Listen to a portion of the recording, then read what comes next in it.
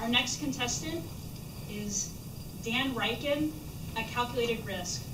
At Calculated Risk, Dan Ryken.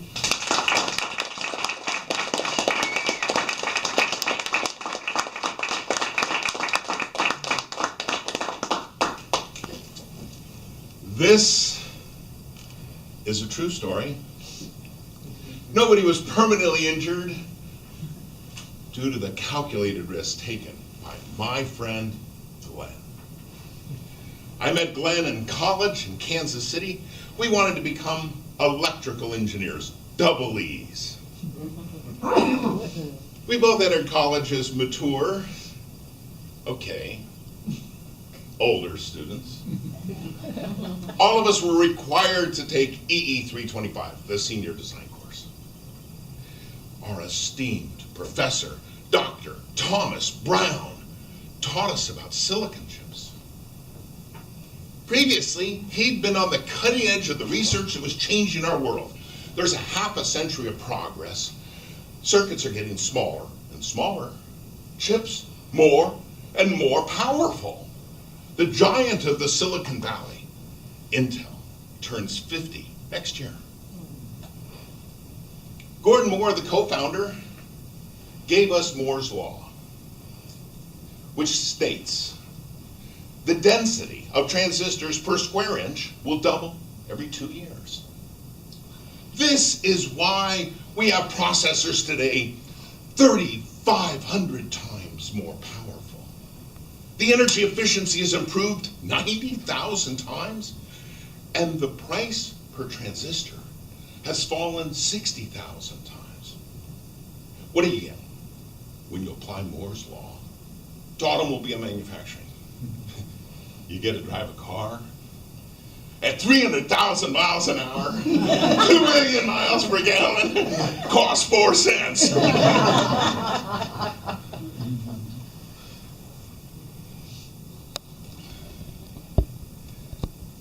Like most classes, 325 covered the same material each semester. Former students excited us with the anticipation of hearing Dr. Brown's famous rant.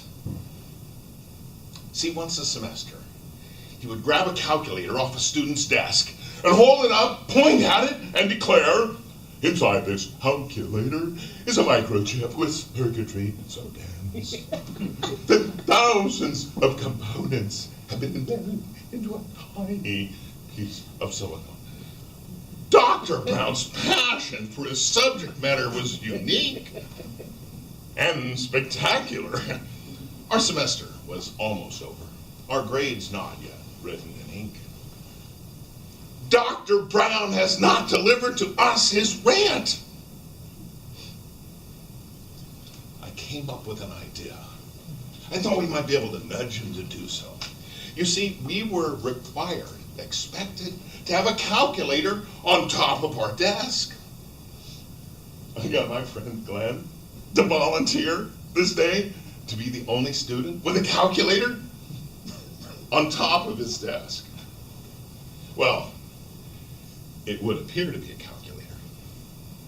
10 years before it was one, not the thin one like today with all the functionality, but an old bulky one shaped like a wedge. Lots of room inside. You turn it over, there's 4 little screws.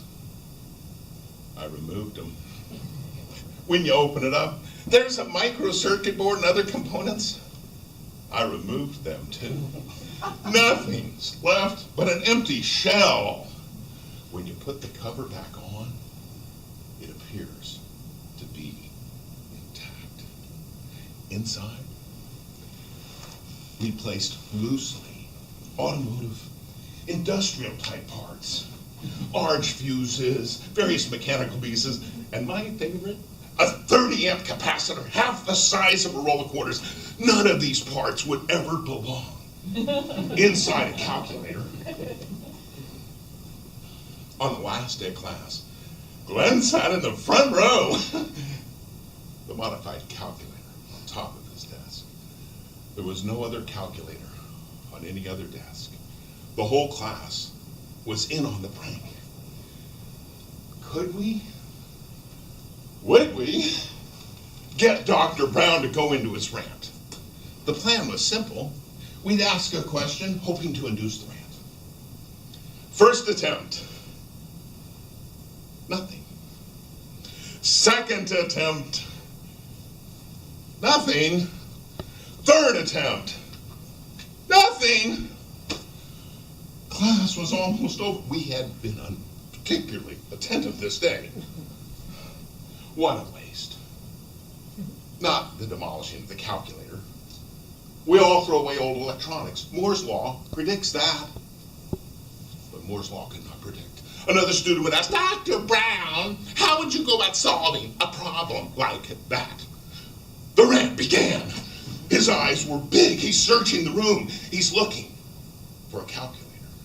He finds one. There was only one on the top of Glenn's desk in the front row. He reaches, he grabs, he lifts the book. In Dr. Brown's hand, only the cover remains. The rest is flying through the air, raining down to the ground, and all this noise and commotion. It took him a quarter of a second to realize we had gotten him. And victory is sweet.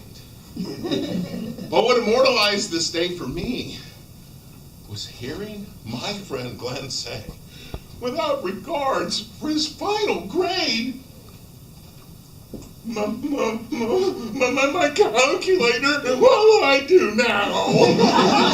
Madam Toastmaster.